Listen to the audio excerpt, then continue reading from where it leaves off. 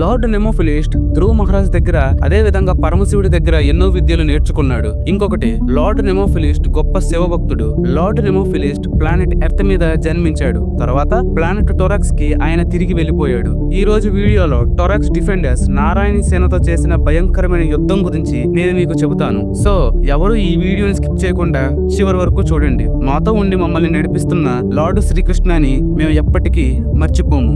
మా ఛానల్ కి ఎవరైనా కొత్తగా వచ్చినట్లయితే PSSU ప్లేలిస్ట్ లో ఉన్న వీడియోస్ అన్ని ఒకదాని తర్వాత ఒకటి చూడండి. రాబోయే వీడియోస్ మీకు చాలా క్లియర్ గా అర్థమవుతాయి. Hello everyone, this is Shivadattu and welcome to our Swayam Kalpanalu YouTube channel.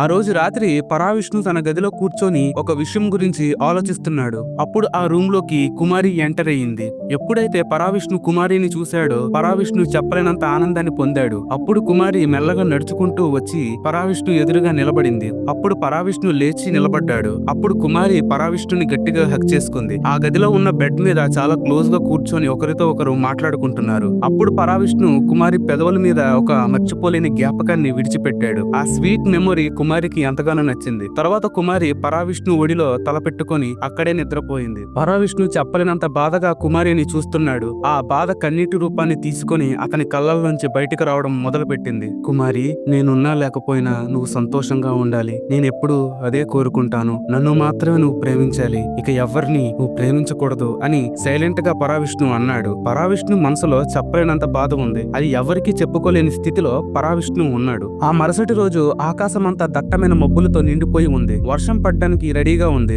జటాహర ఇంకా విక్రమాదిత్య వైకుంఠ భవనం బయట కూర్చొని ఒకరితో ఒకరు మాట్లాడుకుంటున్నారు. అప్పుడు విక్రమాదిత్య తాను గతంలో చేసిన ఒక భయంకరమైన యుద్ధం గురించి జటాహరతో విక్రమాదిత్య చెబుతున్నాడు. యుద్ధంలో గాయపడిన తన స్టెప్ బ్రదర్ ని మన విక్రమాదిత్య కాపాడి చెరసాల్లో ఉంచాడు. ఈ విషయాన్ని కూడా జటాహరకి విక్రమాదిత్య చెప్పారు. ఆ క్షణం వారికి ఒక భయంకరమైన శబ్దం వినబడింది. అప్పుడు వారు ఆకాశం వైపు చూశారు. ఆకాశంలో ఎగురుతున్న ఒక SR-17 బ్లాక్ బర్డ్ అనే ఎయిర్ క్రాఫ్ట్ ఆ ఇద్దరికి కనబడింది. వెంటనే వారు లేచి నిలబడ్డారు. అప్పుడు ఆ బ్లాక్ బర్డ్ మెల్లగా వచ్చి ఆ ఇద్దరికి ఎదురుగా ల్యాండ్ అయింది. తర్వాత ఆ బ్లాక్ బర్డ్ కి సంబంధించిన డోర్స్ ఆటోమేటిక్ గా ఓపెన్ అయ్యాయి. అందులోంచి ఒక వ్యక్తి నడుచుకుంటూ బయటకు వచ్చారు. ఆ వ్యక్తి మరెవరో కాదు, మన టార్మెంటర్. అదేనండి మన అక్షయ్. మన PSSU లో మోస్ట్ ఇంటెలిజెంట్ క్యారెక్టర్.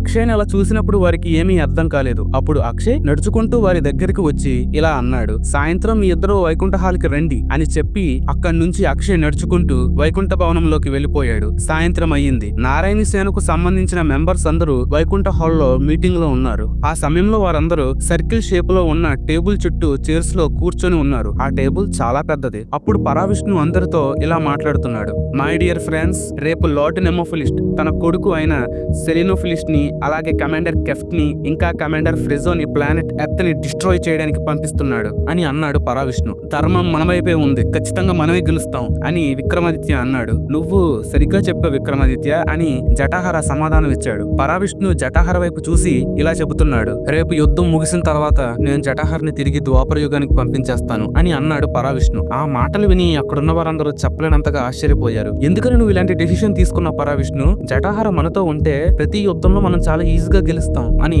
శివ అన్నాడు. హే శివ, పరావిష్ణు ఏం చేసినా సరే బాగా ఆలోచించే నిర్ణయాలు తీసుకుంటాడు. నేను అతన్ని చాలా బాగా నమ్ముతాను. అసలు నువ్వు ఆ నిర్ణయం ఎందుకు తీసుకున్నావో నాకు కొంచెం చెప్తావా పరావిష్ణు అని అక్షయ్ అడిగాడు. శ్రీకృష్ణుడు కురుక్షేత్ర యుద్ధానికి ముహూర్తం పెట్టేశాడు. అది మాత్రమే కాదు, అర్జునుడికి మన జటాహర సహాయం కావాలి అని అన్నాడు పరావిష్ణు. విక్రమాదిత్య ముఖంలో ఉన్న బాధని జటాహర ఇంకా పరావిష్ణు గమనించారు. తన బాధని ఎవరికి చెప్పుకోలేని స్థితిలో విక్రమాదిత్య పడిపోయాడు. రేపు సెలినోఫిలిస్ట్ తన మిలిటరీ సహాయంతో న్యూయార్క్ సిటీ మీద దాడి చేస్తాడు. కమాండర్ కెఫ్ట్ ఇంకా కమాండర్ ఫ్రెజో అంటార్టికా కాంటినెంట్ మీద దాడి చేస్తారు. ఆ ఇద్దరు కమాండర్స్ అలా చేస్తే ప్లానెట్ ఎర్త్ లో ఉన్న సీ లెవెల్స్ ఇంక్రీజ్ అవుతాయి. నేను ఇంకా విక్రమాదిత్య అంటార్టికాకి వెళ్లి అక్కడున్న వాళ్ళందరినీ పూర్తిగా అంతం చేస్తాం. మిగతా వాళ్ళందరూ రేపు SR-17 బ్లాక్ బోర్డ్ సహాయంతో న్యూయార్క్ సిటీకి వెళ్తున్నారు. వస్తున్నారు అని పరావిష్ణు చాలా ఖచ్చితంగా చెప్పాడు. విక్రమాదిత్యకి అక్కడికి వెళ్లడం ఏ మాత్రం ఇష్టం లేదు, కానీ ఒప్పుకున్నాడు. ఆ రోజు రాత్రి అలా గడిచిపోయింది. మరుసటి రోజు పొద్దున్నే నారాయణ సేనకు సంబంధించిన మెంబర్స్ అందరూ రెడీ అయ్యి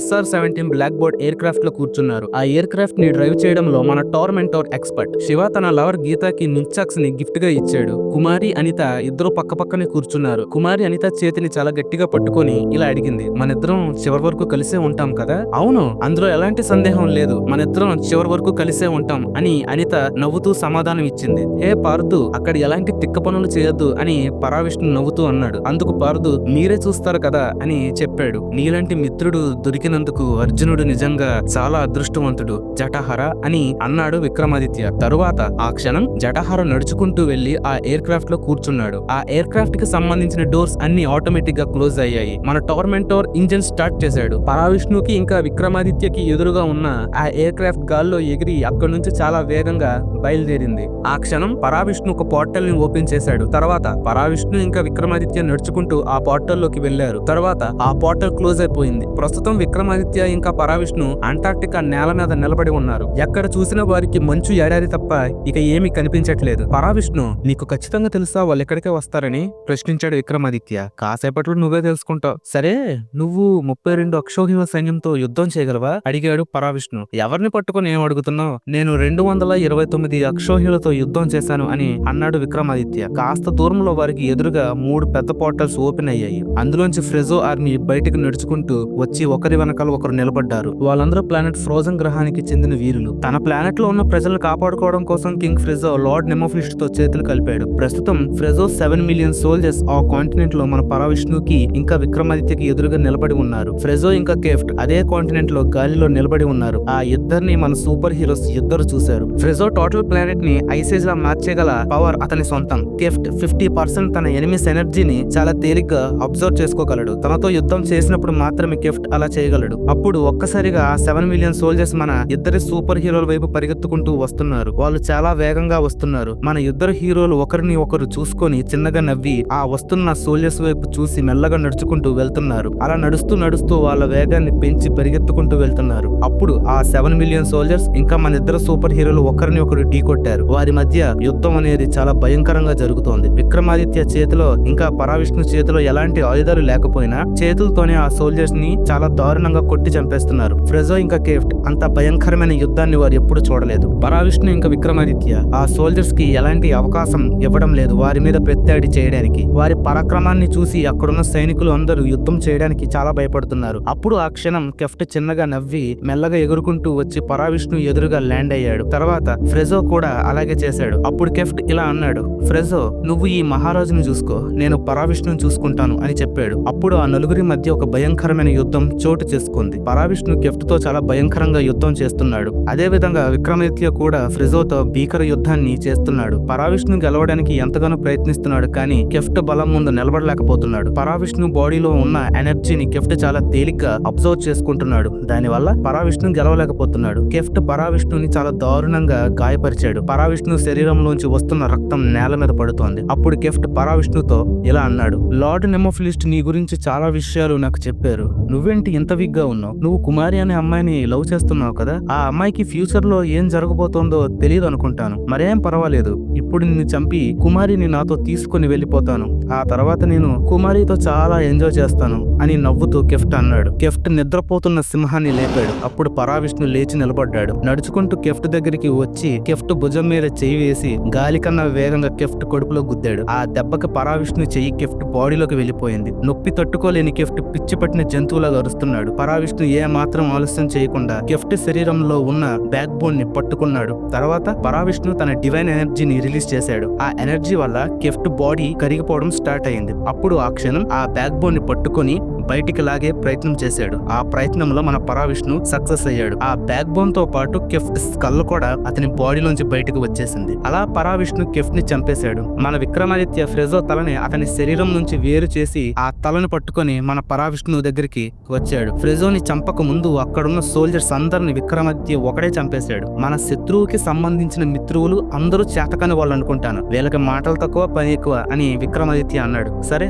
దాని గురించి వదిలే. ఇప్పుడు మనం వెళ్ళి మన ఫ్రెండ్స్ ఫ్రెండ్స్ కి హెల్ప్ చేయాలి అని పరావిష్ణు చెప్పాడు. అలా పరావిష్ణు ఇంకా విక్రమాదిత్య ఇద్దరు కలిసి లార్డ్ నెమోఫిలిస్ట్ పంపించిన తన కమాండర్స్ ని చంపేశారు. ఇక్కడితో ఈ వీడియో ముగిసిపోయింది. ఈ వీడియోకి సంబంధించిన పార్ట్ 2 వీడియోని మేము తొందరలోనే అప్లోడ్ చేస్తాము. ఈ వీడియో మీకు నచ్చితే లైక్ చేయండి, షేర్ చేయండి, మా ఛానల్ ని సబ్స్క్రైబ్ చేసుకోవడం మాత్రం మర్చిపోకండి. PSSUని ఎంతగా ఆదరిస్తున్నందుకు నా శిరస్సు ఉంచి మీ అందరికి ధన్యవాదాలు చెప్పుకుంటున్నాను. దయచేసి మమ్మల్ని ఇదే విధంగా సపోర్ట్ చేయండి.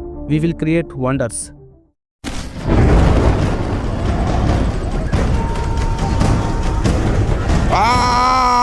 కొండ దేవతను చూడబోతున్నాం.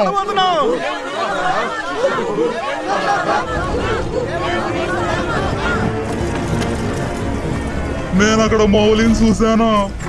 అతను మన తాళపత్ర గ్రంథాలు పెట్టుకుని పారిపోతున్నాడా?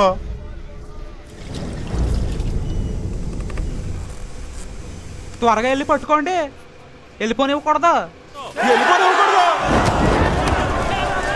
రే ఆగండ్రా, మంటలు ఆర్పేసాలండ్రా. రే రే ఓరు బాబోయ్,